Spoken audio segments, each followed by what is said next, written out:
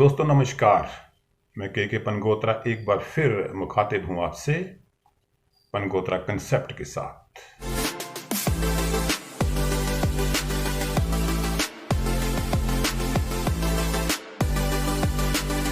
दोस्तों आजकल चर्चा है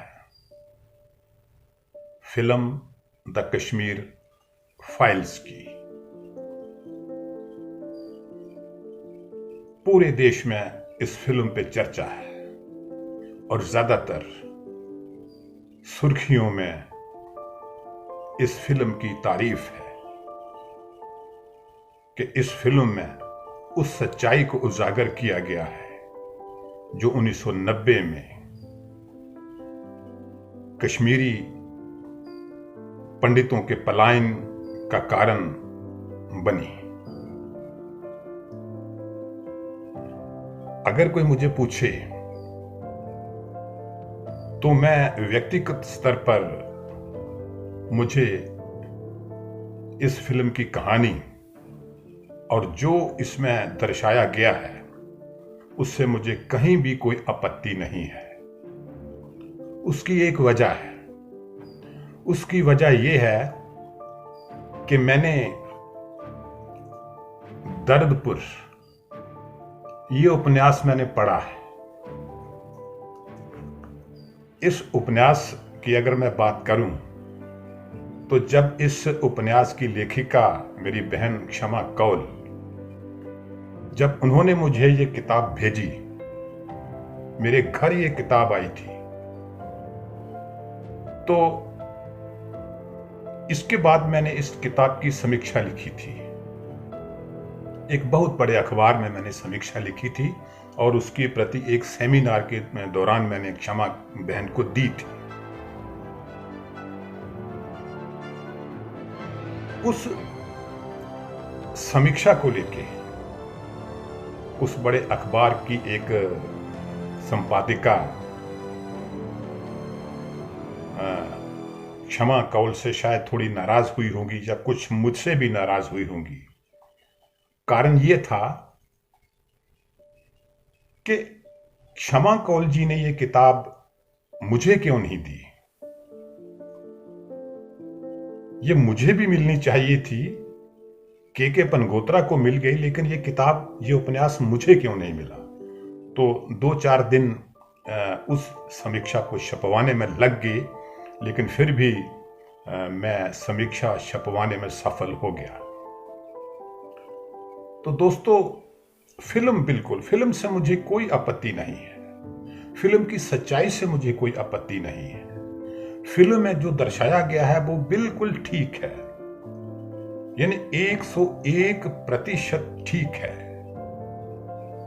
जिन हालात में पंडितों ने कश्मीर छोड़ा, उन हालात का, उन परिस्थितियों का जिक्र क्षमा बहन ने अपने उपन्यास दर्दपुर में बखूबी किया है। और अगर मेरी राय में विवेक अग्निहोत्री की फिल्म द कश्मीर फाइल्स और दर्दपुर का जो लबोलुआब है वो लगभग एक जैसा है। दृश्यों में फर्क हो सकता है, कुछ फर्क हो जाते हैं, लेकिन लबोलुआब लगभग एक जैसा है। और मैं समझता हूं कि विवेक अग्निहोत्री भी जो बात मैं इस किताब से आपको, इसका जो सम अप है, इसका जो सार तत्व है, थोड़ा सा मैं आपको पढ़ के सुनाऊंगा।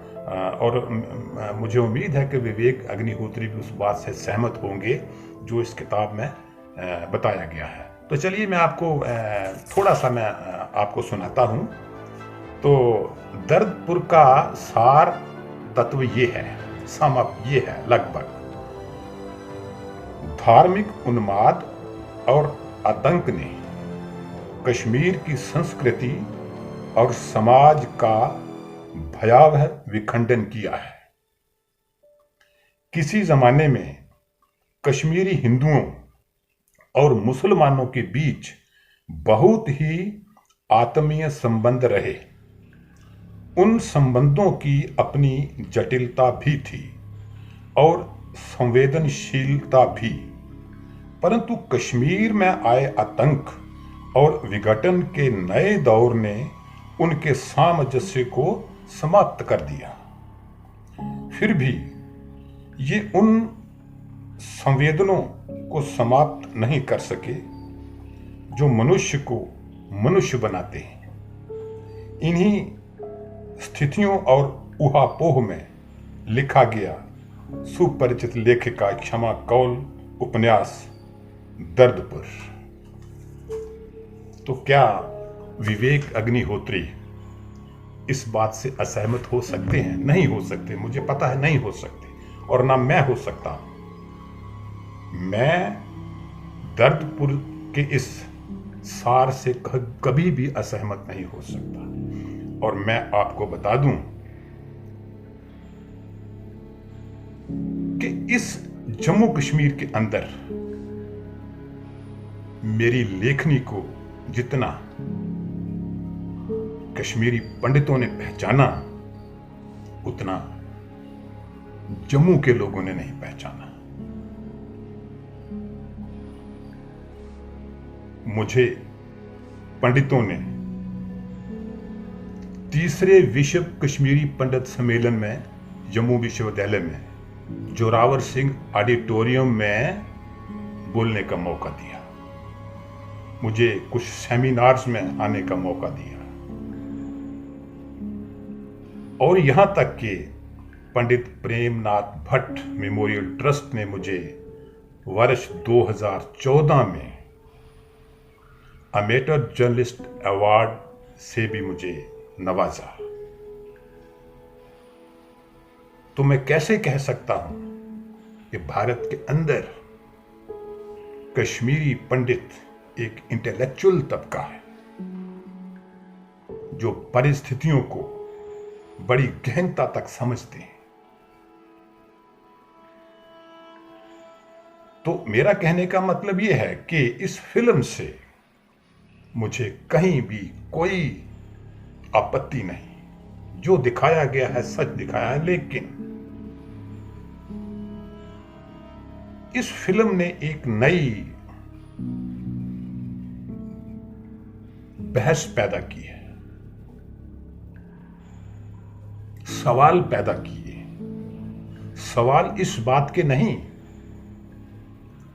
कि फिल्म में जो दिखाया गया है वो ठीक नहीं है। इस बात का सवाल नहीं है, इस बात की बहस नहीं है, इस बात का विवाद नहीं है। मैं समझता हूं, मुझे पता है कि कुछ लोग इसके बारे में कुछ ज्यादा कह रहे हैं, लेकिन सवाल वो नहीं है। लोग कहते हैं, कहेंगे विवेक अग्निहोत्री बधाई के पात्र हैं, लेकिन कुछ प्रश्न हैं जो आज जनता में उठ रहे हैं, सोशल मीडिया में उठ रहे हैं, हमारे जम्मू से भी उठ रहे हैं। तो मैंने सोशल मीडिया से कुछ स्क्रीनशॉट्स आम लोगों के, आम जनता के, बड़े सेलिब्रिटीज के नहीं, बड़े नेताओं के नहीं, आम लोगों के जो विचार बन रहे हैं, मेरे जैसे लोगों के। अपने फेसबुक पोस्ट पर संतोष शर्मा कहती हैं कि कश्मीर फाइल्स का प्रमोशन गोधरा और ब्लू स्टार ऑपरेशन आदि दूसरे मुद्दों के प्रमोशन का मार्ग प्रशस्त करेगी। यानी इसके बाद वह उम्मीद करती हैं कि दूसरे मुद्दों पर भी रोशनी डाली जाएगी और फिल्में बनेंगी। ये राय है उनकी। पत्रकार राजेंद्र माथुर की राय है कि कश्मीर फाइल्स की तरह एक फिल्म अंतर्राष्ट्रीय सीमा पर रहने वाले लोगों की जिंदगी पर भी बननी चाहिए। 1947 से लेकर आज तक उन्होंने क्या क्या सहा है। क्या राजेंद्र माथुर जी का मुतालबा गलत हो सकता है? नहीं, ये मुतालबे गलत नहीं हो सकते। कश्मीर फाइल एक सच्चाई है, लेकिन ऐसी बहुत सी फाइलें हैं जो अभी दबी पड़ी हैं। ऐसे बहुत से दर्दपुर हैं। मैं क्षमा कौल जी के उपन्यास का जिक्र कर रहा हूं। ऐसे बहुत से दर्दपुर हैं, ऐसी बहुत सी तकलीफें हैं, अतीत में भी हैं और शायद अभी भी हैं, जिनको उजागर करने की जरूरत है। कुछ सवाल तो कश्मीर की तरफ भी हैं कि उधर भी कुछ प्रश्न है। पहले तो मैं इतनी अच्छी फिल्म आपने बनाई, इसके लिए हम थैंक्स कहना चाहती हूँ, पर्सनली थैंक्स कहना चाहती हूँ कि आपने इतनी अच्छी फिल्म बनाई। मैं ये सवाल करने की हिम्मत कहाँ से? जी, मैं खुद एक कश्मीरी पंडित परिवार की बहू, और हमारा भी चहेड़ू के पास गांव था जहां हमारी प्रॉपर्टी थी, और हमें भी निकाला गया, वहां से हटाया गया। लेकिन मैं अगर उसका स्याह पक्ष देखूं, और मैं कहना चाहूं, एक कश्मीरी पंडित होने के नाते कहना चाहूं कि अगर वो लोग हैं, और आज की जो सिचुएशन है जिसमें सरकार बहुत सपोर्ट कर रही है, विधु विनोद चोपड़ा ने भी अभी एक अच्छी फिल्म बनाई थी इस पर, तो क्या उनको वो जो स्याह पक्ष है, वो लोग हैं, उनको जोड़ना ज़रूरी नहीं है? क्योंकि पाकिस्तान बैठा है उनको गोद में बिठाने के लिए। तो क्या ऐसा नहीं होना चाहिए कि हम कुछ इस तरह की भी चीज़ें निकालें? एक छोटे से बच्चे को, एक 4 साल के बच्चे को टेररिस्ट करार कर दिया गया था, और कुछ मेरी बेटी ने जाकर वहाँ रिसर्च किया था तो उसने मुझे बताया था। तो मैं सिर्फ आपसे, क्योंकि आप बहुत सेंसिटिव डायरेक्टर है, इसलिए मैं आपसे पूछना चाहती हूँ, क्या कोई ऐसी कड़ी जहां आपने इतना सब रिसर्च किया कि उन दोनों को जोड़े? मैं तो निवेदन करूंगा विवेक अग्निहोत्री जी से कि आपने अगर इतना हौसला किया है कश्मीरी पंडितों के लिए,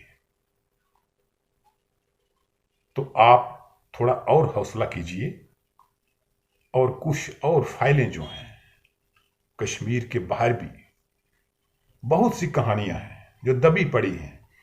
जैसे कश्मीर की इन परिस्थितियों के बारे में आम लोग नहीं जानते थे, ये फिल्म जानकारी दे रही है। आम लोग नहीं जानते थे, कुछ चंद लोग जानते थे। जैसे मैंने आपको अभी बताया कि मैंने दर्दपुर पढ़ा है और मैं समझ सकता हूं। मैं जानता हूं कि कश्मीर के अंदर जो सांप्रदायिक भाईचारा था, उससे धार्मिक उन्माद ने और पाकिस्तान की शह ने किस तरह उसको बर्बाद किया। तो सवाल जो उठ रहे हैं कि बहुत सी फाइलें दबी हैं। जैसे मैं आपको बताऊं, भारत पाक सीमा पर 1947 के बाद सीमावर्ती क्षेत्रों के लोग इतना पलायन, इतना दर्द, इतना जानी माली नुकसान उन्होंने सहा है, उस पर भी एक बहुत अच्छी फिल्म बनती है। वो भी एक फाइल है, इस फाइल को भी दर्शाना चाहिए। मैं जानता हूं, मैं सीमावर्ती इलाके में रहता हूं, मुझे पता है जब पाकिस्तान से सीमा पार से जब गोलाबारी होती है, तो उस दृश्य को देखकर, उन हालात को देखकर, जब ट्रैक्टरों की ट्रालियां, सामान, पलंग, कुर्सियां, सारे घरों का सामान लोग ले लेके, एक बार नहीं कई बार लोग भागे हैं, कई बार लोग भागे हैं, उनका दर्द भी कोई उजागर करे। ये सवाल लोग पूछ रहे हैं, और जम्मू के पूछ रहे हैं, इसी राज्य के लोग पूछ रहे हैं कि हमारी फाइल कब उजागर होगी।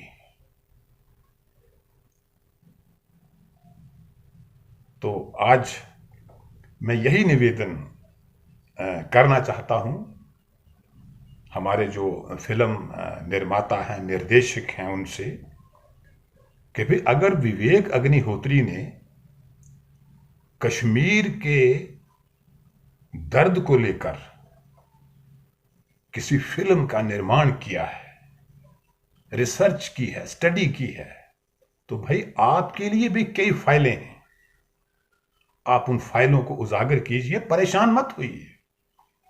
विवेक अग्निहोत्री की सफलता पर परेशान होने की कोई जरूरत नहीं है, कोई आवश्यकता नहीं है। ऐसी कई फाइलें हैं, ऐसे कई दर्द हैं, कई दर्दपुर हैं जिन्हें उजागर करने की जरूरत है। और मैं समझता हूं कि मेरे कश्मीरी पंडित भाई मेरी बात से असहमत नहीं होंगे कि अगर इस भारत के अंदर और कोई दर्द के किस्से हैं, जुल्म सितम के किस्से हैं, तो उन्हें भी जनता को बताना चाहिए, उजागर करना चाहिए। पिछले 3 दिन से जम्मू, सांबा और कठुआ जिलों में पाक की ओर से गोलियां दागी जा रही हैं। इस नापाक हरकत में आज भी 4 लोगों ने अपनी जान गंवाई है। पाकिस्तान की इस हरकत का भारतीय सेना भी मुंह तोड़ जवाब दे रही है, लेकिन लगातार बढ़ती जा रही इस तकरार की वजह से युद्ध जैसे हालात बन गए हैं। यही वजह है कि अब लोग सीमा से सटे इलाकों से पलायन करने को मजबूर हो गए हैं। सीमावर्ती गाँव से 40,000 से अधिक लोगों को अपने घर छोड़कर सुरक्षित स्थानों की ओर पलायन करने पर मजबूर होना पड़ा है।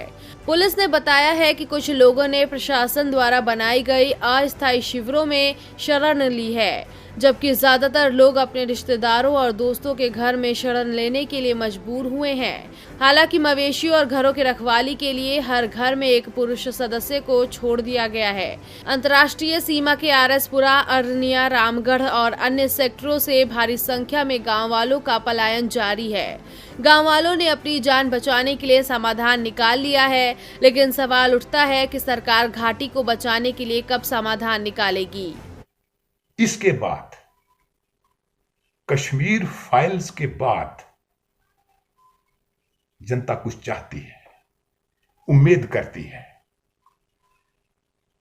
तो हमारे जो बॉलीवुड है, जो हमारे फिल्म के निर्माता निर्देशक हैं, उन्हें इस बात का ध्यान करना चाहिए कि दूसरी इस तरह की दर्दनाक जो समस्याएं हैं, दर्दनाक जो पलायन है इसी स्टेट के अंदर हैं, उनके ऊपर भी रोशनी जरूर डालें।